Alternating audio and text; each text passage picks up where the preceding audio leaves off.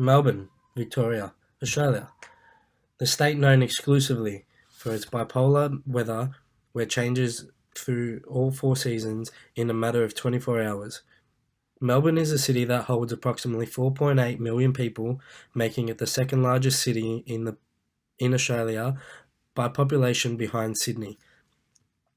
Having international visitors come to Melbourne, Victoria brings a great contribution from visitors to expenditures of approximately $8 million in Melbourne between the years 2018 and 2019. The tourism in Melbourne was estimated to be worth $24.8 billion to the economy in the GSP.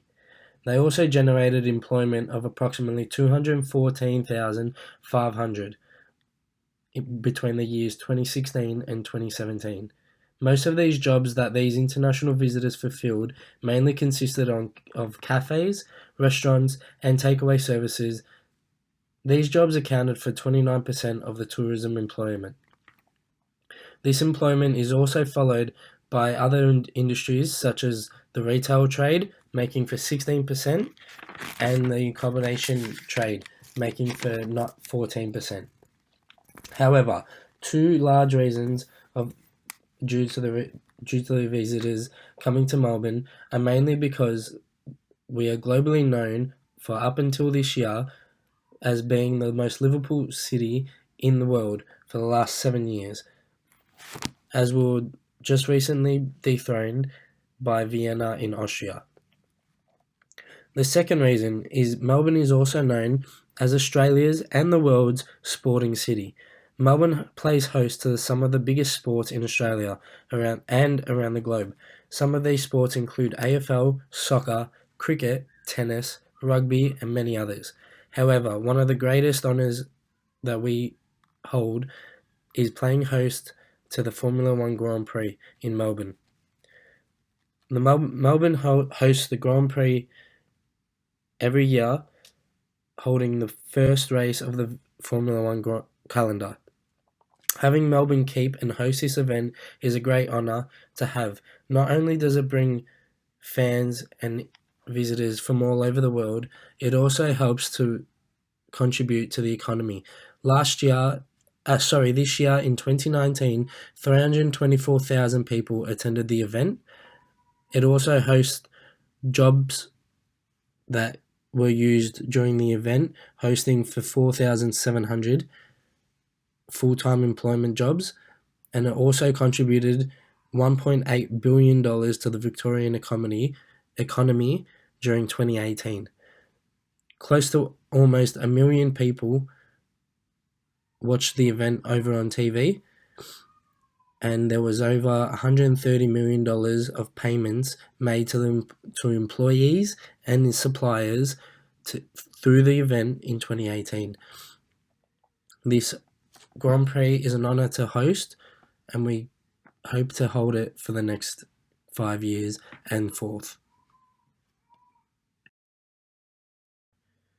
In relation to the contract renewal of the Australian Formula One Grand Prix, the Australian Grand Prix management are requesting our assistance and skills in designing a new risk management plan that will cover the new 5-year contract of the Australian Formula One Grand Prix, which consists of 5 individual races which are spread over 5 individual years. Our team has decided to choose a conventional risk management model. We have selected this model due to the ability to segment and departmentalize each risk and narrow the risks and areas associated with them to ensure a more accurate and thought-through precise analysis and control of the risks that may arise in each department. The areas that we will be focusing on are emergency services, regarding the services of emergency departments such as the police, fire services, and ambulance. Injuries will also be looked at. This will be looked at regarding the drivers and the workers' safety, and also the safety and well-being of the fans and supporters. Entertainment will be another area regarding excessive noise controls and possible delays to the event. Crowd management will focus on the on preventing antisocial behaviour within the event and preventing the possibility of overcrowding. Terrorism will be a major event risk that cannot be overlooked, focusing on hostile vehicle attacks and bomb threats. The operational side of the event will also be looked at regarding power supply failure and the public transport failure. The environment will also be a great area of focus, looking at excessive littering and impact on the parklands, flora and fauna. And lastly, the media and reputation of the event will be honed in regarding the lack of sensitive information and inappropriate use of force by security. All the above points will now be expanded on and explained in the assessment to follow.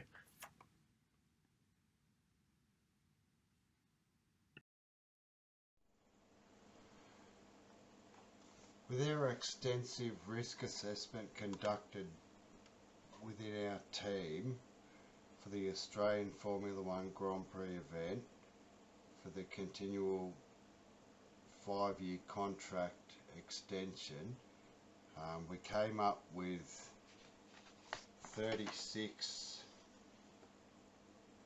relevant risks that we felt that were quite important for the actual Formula One Grand Prix event, but we had to tie it down to just a handful for the report, and we came up with a handful for this presentation.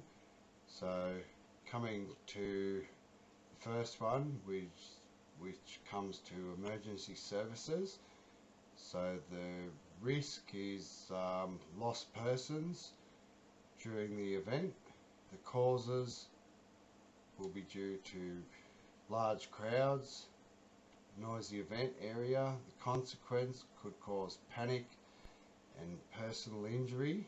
Mitigations we have in place was briefing of staff on lost person procedure, first aid posts to act as meeting points, police present to escalate if required, risk, first aid access, lack of access, egress, causes, large crowds,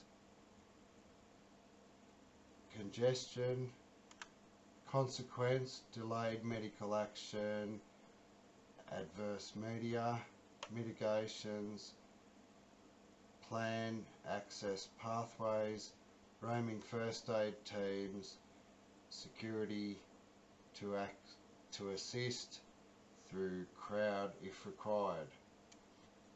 The second one there would be injury, risk, race car crash. Causes would be tarmac track in poor condition, debris on track, failure of safety barriers. Consequence would be injury or death to drivers or spectators, damage to cars, race delayed, damage to reputation. Mitigations, track set up according to regulations, regular inspections, track staff trained and competent. Another risks there would be sun and weather related illness. Causes would be weather conditions, lack of shelter, limited water. Consequence could be ill health or injury. Mitigations would be free water stations, adequate shade setup, free sunscreen and first aid on site. Moving on to the next slide would be then the next set would be entertainment. So the risk could be there that we've set up would be excess noise. So the causes there would be excessive noise. So causes there could be sound checks too loud, contractors not adhering to instructions. Consequence could be noise approval not obtained or adhered to. Complaints from neighbours, damage to reputation. Mitigations: let a drop to neighbours prior to event. Plans event to reduce noise. Positioning of stage away from houses. Another risk there under entertainment would be delayed start to competition. Causes could be delayed flights, traffic congestion. Consequence could be impatient crowd, antisocial behaviour, damage to reputation. Mitigations could be backup entertainment planned, allow ample time for travel, scheduled timings well documented, and communication to all stakeholders. Under our other activities could be crowd management, so a risk there could be antisocial behaviour. Causes could be mixing of different cultures, patrons being affected by drugs or alcohol, conflict between opposing racing team fans. Consequences could be injury, ill health, negative media attention. Mitigations could run public awareness messaging, security to monitor and respond to incidents, heavy police presence. Another risk under crowd management could be overcrowding. Causes could be lack of crowd control, poor event layout. Consequence there could be congestion, patrons feeling panicked, illness or injury. Mitigations we'd put in place would be crowd dense areas to be monitored, use of infrastructure to help manage crowd flow, first aid tents spread evenly across the event grounds. Onto the final PowerPoint slide for my section would be terrorism. Now this is a quite important part, would be terrorism. Now this has got a high potential risk. Now the risk there would be hostile vehicle attacks. Causes would be terrorism attack, unauthorised entry granted at vehicle access entry checkpoints. Consequence could be mass injury or fatalities, event cancellation, reputation damage, financial loss. Mitigations would be implement hostile vehicle mitigation at checkpoints, police consulted, ongoing surveillance. Another risk under terrorism would be bomb threat.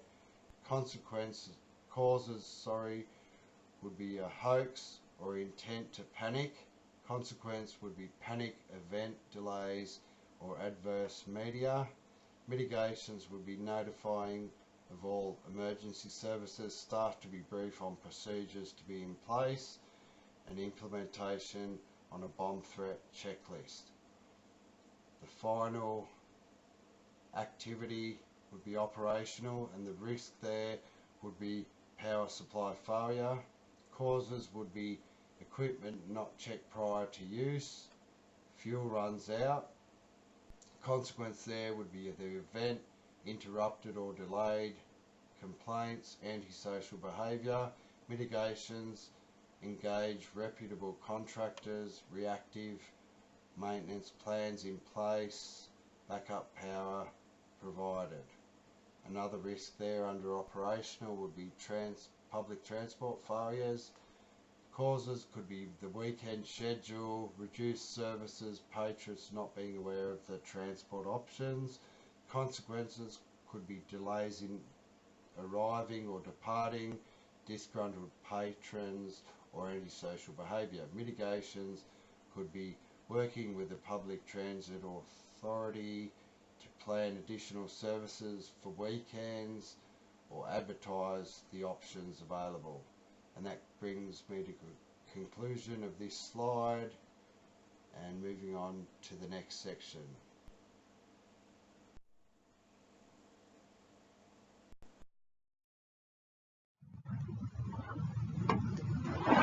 last two risk activities we've got here are environmental and media and reputation.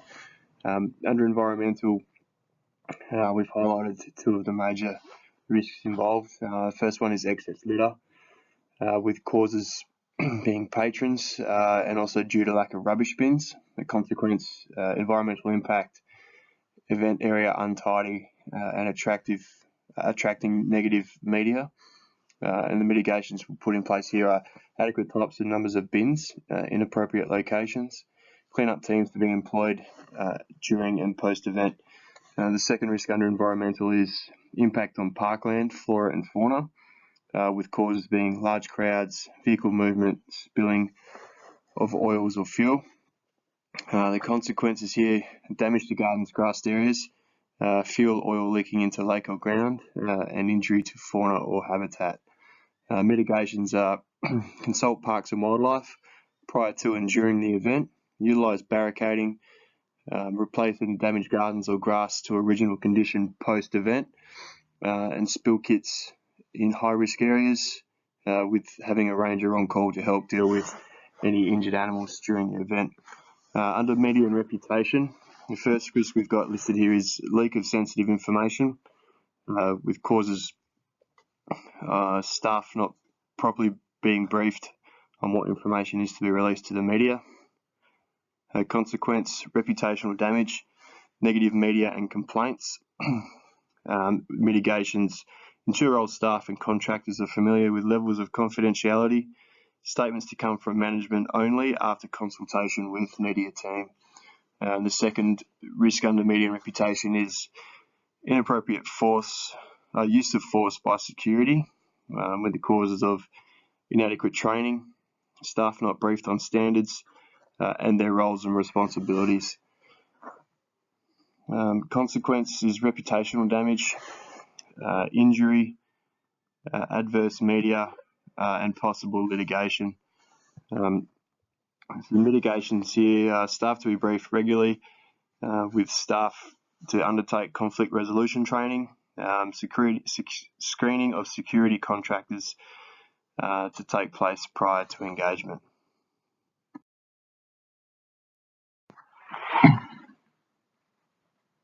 In regards to the future risk management pathways, we've identified that continuous risk risk assessment is critical to ensuring safe and successful event execution. We've highlighted four main areas that will be concentrated on to ensure that it is a success into the future. So the first one there is training, and under this banner falls event staff to attend regular training and industry forums to upskill and to learn latest best practice techniques. This training can include attending other Formula One events to see how they are managed, and also keeping an eye on other world events which may affect future event management in Melbourne. The second point there is consultation. So this means engaging with industry experts to seek opinions, guidance and recommendations to ensure all bases are covered. Experts in fields such as counter-terrorism, crowd control, logistics, power supply engineers, scaffolding and temporary stands, emergency services, marketing teams, etc. The third point here is collaboration. So it highlights that collaboration is more important, and it's on the basis of it's not a competition. Collaboration is engaging and working alongside corporate bodies, contractors and other event management teams to come up with the best possible solutions. That's an ongoing job too. Striving to always improve by learning from other industries and events. The last point here is the post-event reviews. So what's involved there is conducting thorough post-event reviews to highlight what worked well and what can be improved on, and document all findings and opinions for future reference when developing improved event management plans and risk mitigation. So that's just making sure that we're taking the lessons we've learnt from events that we've hosted already, keeping in practice things that worked well, highlighting things that didn't work so well, and being able to improve those for the next time round.